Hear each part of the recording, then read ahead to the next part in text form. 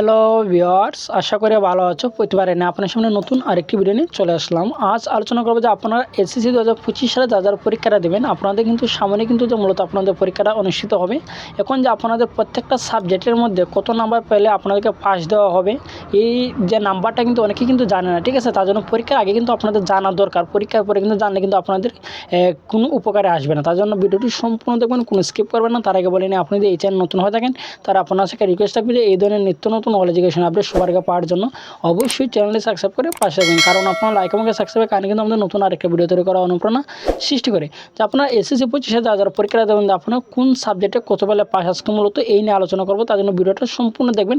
যে অনেক শিক্ষার্থী আছে যে পরীক্ষার সময় তার পরীক্ষা দিয়ে আসার পরে তারা বলতে পারে না যে কত নম্বর পেলে তারা পাস করবে, কত নম্বর পেলে তারা ভালো নাম্বার তুলতে পারবে। আজ কিন্তু A to Z এই ভিডিওতে আলোচনা করব। তার জন্য ভিডিওটা কন্টিনিউ করুন। যে আপনারা মনে করেন যেগুলো সাবজেক্টের মধ্যে 70 মার্কের যেগুলো সিকিউর পরীক্ষা হয় এবং যেগুলো 30 মার্কের এমসিকিউ হয়, ঠিক আছে।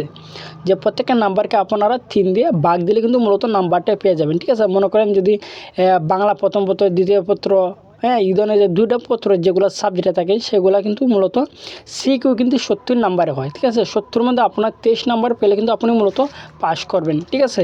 এবং যে এমসিকিউর যে বিষয়টা সেটা হচ্ছে 30টা এমসিকিউর মধ্যে মূলত 10টা এমসিকিউ পাইলে কিন্তু মূলত পাস করা হবে। এর মধ্যে কিন্তু অনেক একটা ভুল জানে যে বিষয়টা, যে বাংলা প্রথম পত্র আর দ্বিতীয় পত্র মিলে নাকি পাস দেওয়া হয়, এটা কিন্তু সম্পূর্ণ ভুল। কারণ প্রতিটা সাবজেক্ট কিন্তু আলাদা আলাদাভাবে কিন্তু পাস করতে হবে। ইভেন যা আপনার এমসিকিউরে কিন্তু সেম, যে আপনাকে আলাদা আলাদা পাস কিন্তু করতে হবে। যে এমসিকিউ এবং সিকিউ মিলে কিন্তু যে মনে করেন যে আপনি এমসিকিউর মধ্যে 8টা হয়েছে এবং সিকিউর মধ্যে আপনি 2 মার্ক বেশি পেয়েছেন, তাহলে কিন্তু আপনাকে পাস দেওয়া হবে না, ফেল দেওয়া হবে। এই বিষয়ে সবার কিন্তু জানা দরকার। এবং মনে করেন যে আরেকটা বিষয় অনেকে কিন্তু ভুল জানেন যে ইংরেজি প্রথম পত্র দ্বিতীয় পত্র মিলে তাদেরকে মূলত ফার্স্ট দেওয়া হয়। এটা কিন্তু ভুল। যে এইগুলো কিন্তু আলাদা আলাদাভাবে কিন্তু পাস করতে হবে। মনে করেন যে ইংরেজি প্রথম পত্রে আলাদাভাবে পাস করতে হবে, 133 নাম্বার পেতে হবে। ইংরেজি দ্বিতীয় পত্রে 133 নাম্বার পেয়ে কিন্তু মূলত আপনি পাস করতে হবে, ঠিক আছে। এরপর আরেকটা বিষয় যেটা হচ্ছে আইসিটি। এই আইসিটির মধ্যে কিন্তু আপনাদের মাস্ট বি 8 নাম্বার পেতে হবে। 25টা এমসিকিউর মধ্যে কিন্তু 8টা এমসিকিউ যদি হয় তাহলে কিন্তু আপনাদেরকে মূলত ফার্স্ট দেওয়া হবে, নাহলে কিন্তু আপনি ফেল করবেন, ঠিক আছে।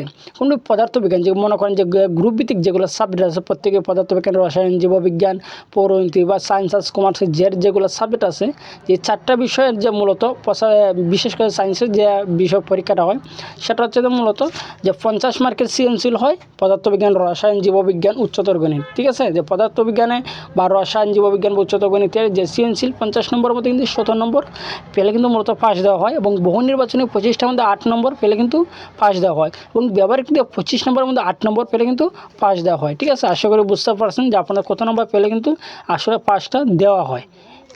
তারপর যদি না বুঝে থাকেন অবশ্যই কমেন্ট করে জানাবেন, আমি সর্বোচ্চ ট্রাই করবো আপনাদের প্রশ্ন উত্তর দেওয়ার জন্য। ভিডিওটি যদি ভালো লাগে থাকে অবশ্যই লাইক দেবেন। আর আপনি যদি এই চ্যানেল নতুন হয়ে থাকেন তারা আপনার সাথে রিকোয়েস্ট থাকবে যে এই ধরনের নিত্য নতুন অল এডুকেশন আপডেট সবার আগে পাওয়ার জন্য অবশ্যই চ্যানেলটি সাবস্ক্রাইব করে পাশে থাকবেন। ধন্যবাদ, দেখা হবে অন্য কোনো ভিডিওতে।